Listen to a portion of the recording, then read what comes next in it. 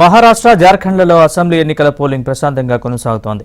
మహారాష్ట్రలో తొలి గంటల్లో పలువురు సినీ, రాజకీయ, క్రీడా ప్రముఖులు ఓటు హక్కు వినియోగించుకున్నారు. అయితే ప్రస్తుతం పోలింగ్ నెమ్మదిగా సాగుతోంది.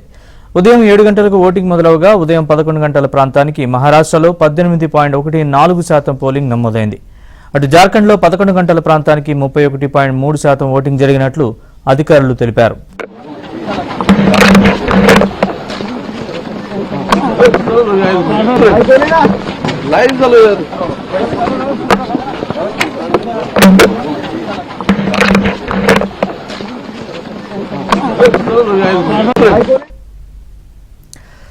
దేశ ఆర్థిక రాజధాని ముంబైలో సెలబ్రిటీలు ఓటు హక్కును వినియోగించుకున్నారు. పలువురు కేంద్ర మంత్రులు, నేతలు, సినీ తారలు, ప్రముఖ క్రికెటర్లు క్యూ లైన్లో నిలబడి ఓటు వేశారు. మేము ఓటేశాం, మీరు కూడా మీ ఓటు హక్కును వినియోగించుకోవాలని కోరారు.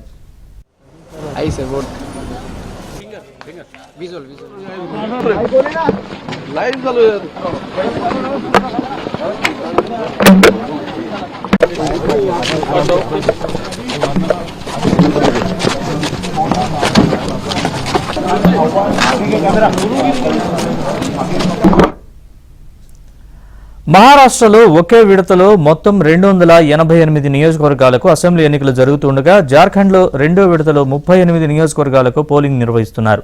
దీంతో పాటు పలు రాష్ట్రాల్లోని కొన్ని అసెంబ్లీ స్థానాలకు ఉప ఎన్నికలు జరుగుతున్నాయి. నవంబర్ 23న ఫలితాలను వెల్లడించనున్నారు. కాగా గయానా పర్యటనలో ఉన్న ప్రధాని మోదీ మహారాష్ట్ర, జార్ఖండ్ ఓటర్లు పెద్ద సంఖ్యలో ఓటింగ్లో పాల్గొనాలని కోరుతూ ట్వీట్ చేశారు.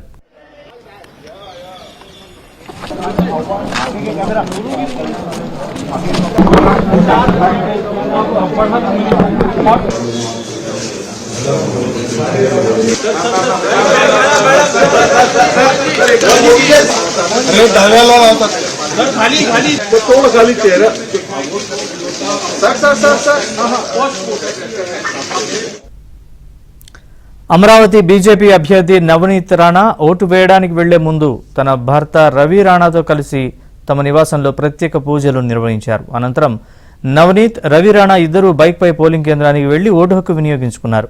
ఈ దృశ్యాలు ఇప్పుడు సోషల్ మీడియాలో వైరల్గా మారాయి.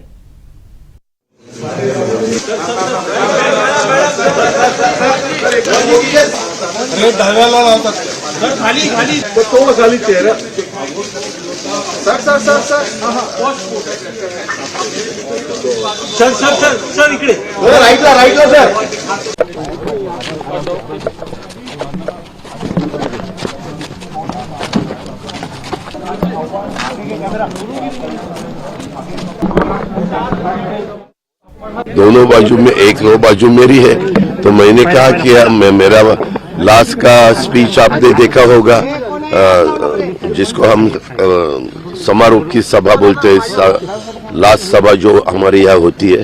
तो मैंने जो 5 साल में काम किया है, आगे जो मैं बारामती के लिए करना चाहता हूँ, आगे जो महाराष्ट्र के लिए मैं करना चाहता हूँ, क्या हमारा विजन है, क्या हमारा मैनिफेस्टो है, वो सब बताने की कोशिश पूरे महाराष्ट्र में भी मैंने की है, जहाँ हमारे कैंडिडेट महायुति के थे वहाँ जाके, और मेरे बारामती में भी मैंने उसके बारे में ये जो है वो बारामती वालों का अधिकार है। बारामती के वोटर उसके बारे में सोचेंगे, लेकिन मुझे विश्वास है बारामती के लोग मुझे बहुत अच्छे डिफरेंस से, अच्छे मार्जिन से जिता के देंगे। दोनों बाजू में మహారాష్ట్ర, తెలంగాణ సరిహద్దుల్లో గ్రామాల్లో పోలింగ్కు సంబంధించి మరింత సమాచారాన్ని మా ప్రతినిధి మాంతయ్య అందిస్తారు. పోలింగ్ ప్రశాంతంగా కొనసాగుతుంది. చెదురుమదురు సంఘటనలు మినహా రాష్ట్ర వ్యాప్తంగా కూడా పోలింగ్ ప్రశాంతంగా కొనసాగుతున్న పరిస్థితి కొనసాగుతుంది. ప్రస్తుతం మనం విదర్భ ప్రాంతంలో రాజూరా నియోజకవర్గంలోని పరంధోలి పోలింగ్ కేంద్రం వద్ద పరిస్థితి చూడొచ్చు. ఉదయం నుంచి కూడా పెద్ద సంఖ్యలో ఓటర్లు పోలింగ్ స్టేషన్ల వద్ద బారులు దిగారు.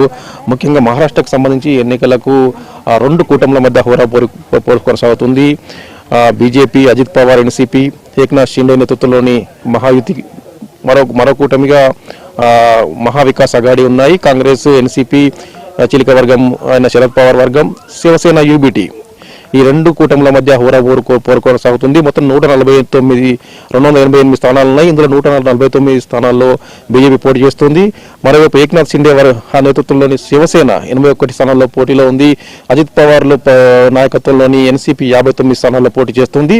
ఆ మొత్తం మీద కూడా మహా వికాస్ అకాడమీ అటు మహాయుతి ఈ రెండు కూటములు ఓరావరిగా తలపడ్డాయి. దాదాపుగా అధికారం తమదంటే తమదైన ధీమాతో ఉన్నాయి. అయితే పోలింగ్ కేంద్రాల వద్ద ఓటర్ల నాడి మాత్రం అంతుబట్టడం లేదు. దీంతో రెండు కూటముల్లో కూడా ఒక విధమైన టెన్షన్ వాతావరణం నెలకొంది. కాంగ్రెస్ పార్టీకి ఈసారి కూటమికి త్యాగం చేసింది. మొత్తం 288 సీట్లలో కాంగ్రెస్ పార్టీ కేవలం 101 స్థానాల్లో మాత్రమే పోటీ చేస్తుంది. శివసేన యూబీటీ 90 స్థానాల్లో, ఎన్సీపీ శరద్ పవార్ వర్గం మరో 86 స్థానాల్లో అభ్యర్థులను బరిలో దింపింది. ఓవరాల్ చూసినట్లయితే మొత్తం మీద కూడా రెండు కూటల మీద హోరావరి పోరు కొనసాగుతుంది. మరోవైపు బీఎస్పీ 237 స్థానాల్లో అభ్యర్థి నిలపగా ఎంఐఎం 17 స్థానాల్లో పోటీ నిలిపింది. ఎంఐఎం పోటీ చేసే స్థానాలపై కూడా ఆసక్తి నెలకొని ఉంది. ఆ స్థానాల్లో ఒక వర్గం మైనార్టీ ఓట్లు అధికంగా ఉండే నేపథ్యంలో ఎంఐఎం ఈసారి కింగ్ మేకర్ తామే ఉన్న ధీమా ఎంఐఎంలో వ్యక్తమవుతున్న పరిస్థితి కనిపిస్తుంది. ఓవరాల్గా దాదాపు 9,60,00,000 మంది ఓటర్లు ఈరోజు తమ ఓటు హక్కును వినియోగించుకోబోతున్నారు. మొత్తం మీద కూడా మహారాష్ట్ర అసెంబ్లీ ఎన్నికలు ఇటు మొదటి నుంచి కూడా ఆసక్తి రేపుతుంది. ఈ ఎన్నికల తర్వాత భారత రాజకీయాల్లో అనేక మార్పులు చోటు చేసుకుంటాయన్న ఒక అభిప్రాయం ఉన్న నేపథ్యంలో రెండు కూటములు కూడా మహాయుతితో పాటు మహాగడి రెండు కూటములకు సంబంధించిన కీలక నేతలంతా కూడా దాదాపు 2 నెలల నుంచి మహారాష్ట్రలో మకాం వేసి విస్తృతంగా ప్రచారం నిర్వహించారు. చివరి 2 రోజుల్లో పోల్ మేనేజ్మెంట్ కూడా పకడ్బందీగా చేశారు.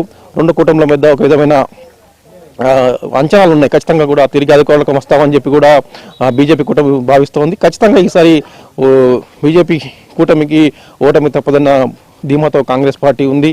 ఓవరాల్గా చూసినట్లయితే మహారాష్ట్ర టెన్షన్ పెరుగుతుంది. అయితే మరాఠవాడ, విదర్భలో కాంగ్రెస్ స్వీప్ చేస్తున్న ధీమా ఆ పార్టీ వర్గాల్లో ఉండగా ఓవరాల్ చూసినట్లయితే ఖచ్చితంగా కూడా తమది గెలుపని చెప్పి కూడా బీజేపీ కూటమి భావిస్తున్న పరిస్థితి కనిపిస్తుంది. మొత్తం మీద కూడా ఓటర్లు పోటెత్తారు. మారుమూల ప్రాంతాల్లో కూడా పెద్ద ఎత్తున కూడా పోలింగ్ కేంద్రాల వద్ద బాలలు ఈ నెల 23న ఓట్ల లెక్కింపు సాగుతుంది. ఆ రోజు అసలు విజేత ఎవరైతే ఉంది. శ్రీనివాస్తో మా అంతా ఎవరవతి